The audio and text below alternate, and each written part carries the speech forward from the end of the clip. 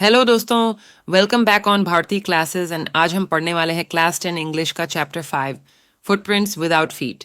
इस स्टोरी में एक मेन कैरेक्टर होता है जिसका नाम है ग्रिफिन, जो कि एक साइंटिस्ट था। वो ऐसी एक थ्योरी पर काम कर रहा था जिससे ह्यूमन बॉडी को इनविजिबल करा जा सके एंड वो एक दिन सक्सेसफुली एक ऐसी मेडिसिन का आविष्कार कर लेता है जिससे वह इनविजिबल हो जाए, यानी किसी को भी दिखाई ना दे। दोस्तों, हमारी कहानी कुछ ऐसे शुरू होती है कि एक दिन दो बच्चों को पैरों के निशान दिखाई देते हैं जो बिना पैरों के ही जा रहे थे। बच्चे बहुत ज्यादा शॉक्ड होकर उन फुटप्रिंट्स का पीछा करने लगते हैं। वो जो फुटप्रिंट्स बनते हुए जा रहे थे वो अचानक से गायब होने लगते हैं। सवाल ये था कि आखिर वो पैरों के निशान किसके थे, वो दिखाई क्यों नहीं दे रहे थे, और सबसे बड़ा सवाल, आखिर वो इस वक्त लंदन में क्या कर रहा था। देखो, वो इंसान एंड वो फुटप्रिंट्स और किसी के नहीं बल्कि ग्रिफिन के ही थे, जिसने वो इनविजिबल होने का पोषण पी लिया था, जिसको पीने से ग्रिफिन एक ग्लास सीड जैसा बन गया था, यानी कि इनविजिबल तो हो गया था लेकिन गायब नहीं हुआ। इसका मतलब भले ही तुम ग्रिफिन को देख नहीं सकते बट उसे टच कर सकते हो, क्योंकि उसकी बॉडी तो हार्ड है लेकिन वो सिर्फ दिखाई नहीं दे रहा। और रही बात कि वो लंदन में क्या कर रहा था, तो एक्चुअली ग्रिफिन की उसके लैंडलॉर्ड के साथ बिल्कुल नहीं बनती थी और ग्रिफिन का लैंडलॉर्ड बार बार उसे घर से भगाने की कोशिश करता था।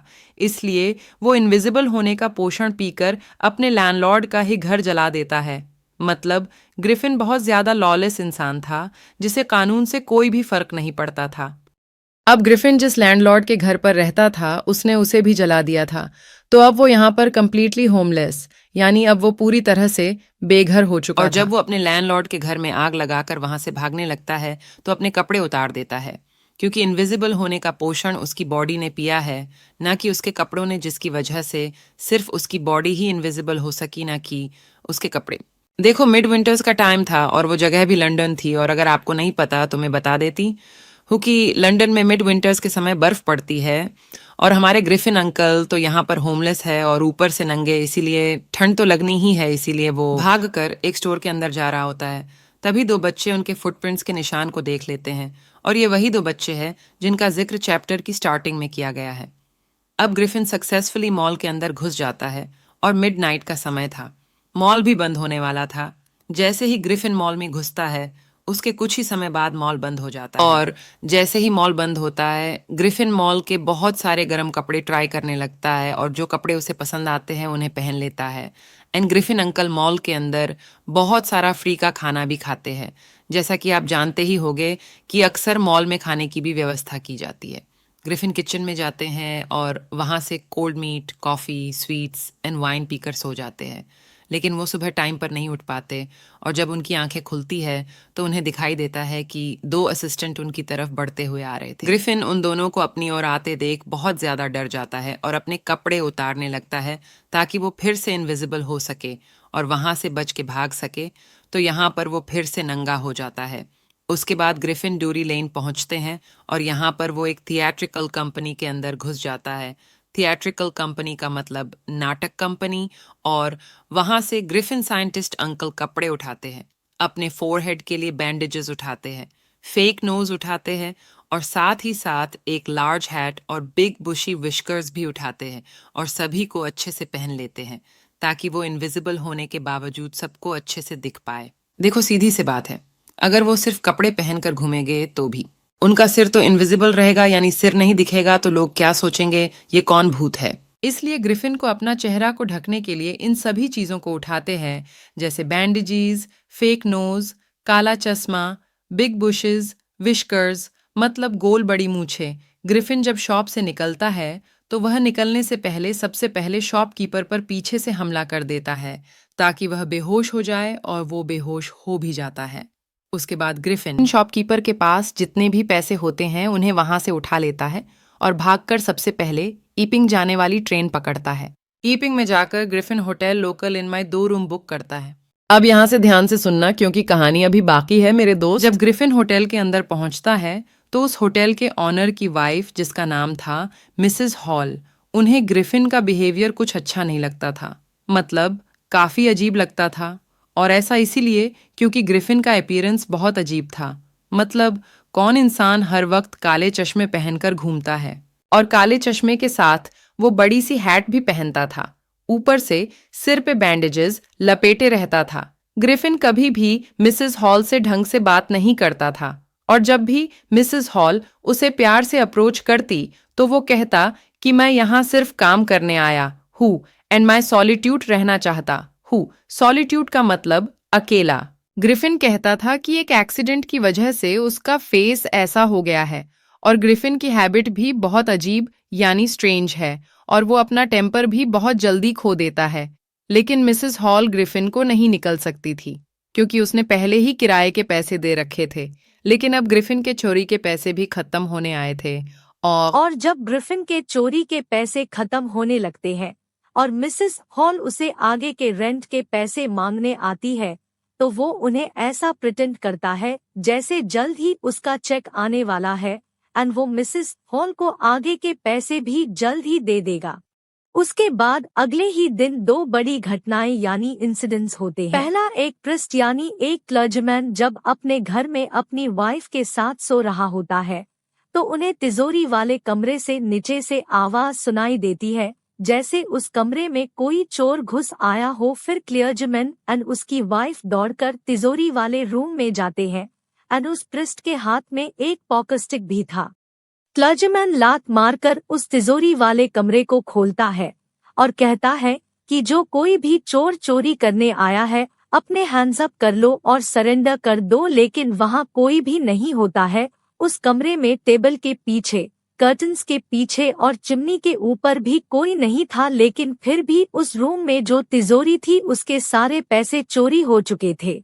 ये तो थी पहली घटना इंसिडेंट, लेकिन दूसरी घटना इससे भी भयानक थी और वहाँ हर कोई केवल उस दूसरी घटना इंसिडेंट के बारे में ही बात कर रहा था। होता कुछ यूँ है कि होटल के ऑनर की वाइफ मिसेस हॉल सुबह जल्दी उठ जाती है और मिसेस हॉल देखती है कि जिस ग्रिफिन के रूम का डोर वो हमेशा लॉक रखता है, आज वो डोर पूरा खुला हुआ है। तो वो सोचती है कि ये अच्छा मौका है, मुझे अंदर जाकर एक बार रूम चेक कर लेना चाहिए। जैसे ही मिसेस हॉल रूम के अंदर जाती है, वो सबसे पहले बेड को चेक करती है तो वो देखती है कि बेड बिल्कुल भी गर्म नहीं है, वो ठंडा हो चुका है। इसका मतलब ग्रिफिन काफी देर पहले ही बेड से उठ चुका था। ऑब्वियस सी बात है, जब आप सुबह उठते होगे तो आपका बेड भी आपको गर्म ही मिलता होगा। मिसेस हॉल देखती है कि ग्रिफिन तो वहाँ पर नहीं था, लेकिन ग्रिफिन जो कपड़े पहनता था और जो sunglasses, bandages, whiskers, fake nose वो सब वहाँ पड़े हुए थे। फिर मिसेस हॉल को एक उड़ता हुआ हाथ दिखाई देता है जो सीधा उनके मुंह पर आकर लगता है। इससे पहले वो कुछ सोचती वहाँ रखी एक चेयर सीधी उनके पैर पर आकर लगती है और उन्हें और उनके हस्बैंड को सीधा रूम से बाहर फेंक देती है और उस रूम का डोर अपने आप लॉक हो जाता है। इसके बाद मिसेस हॉल कहती है कि मेरी मम्मी इसी चेयर पर बैठती थी और आज यही मुझे मारना चाहता है। मिसेस हॉल को तो ये भी लगने लगता है कि अब वो जो रूम है वो हॉन्टेड हो गया है और जो ग्रिफिन है वो भी कोई बड़ा तांत्रिक है जिसने उनके रूम में कोई जादू टोना कर दिया है, जिसके कारण उनके रूम के फर्नीचर में कुछ भूत घुस गए हैं। उसके बाद जो आसपास के लोग होते हैं यानी नेबर्स, वो भी अनुमान लगाने लगते हैं कि इस रूम के फर्नीचर में विचक्राफ्ट किया गया है यानी इविल्स एंड डीमंस को बुलाया गया है, और जो ग्रिफिन है वो भी जरूर कोई बड़ा तांत्रिक है और हो ना हो इन सब के पीछे ग्रिफिन का ही हाथ है। इसके बाद ये शक यकीन में बदल जाता है जब ग्रिफिन मिसेस हॉल को कैश देता है।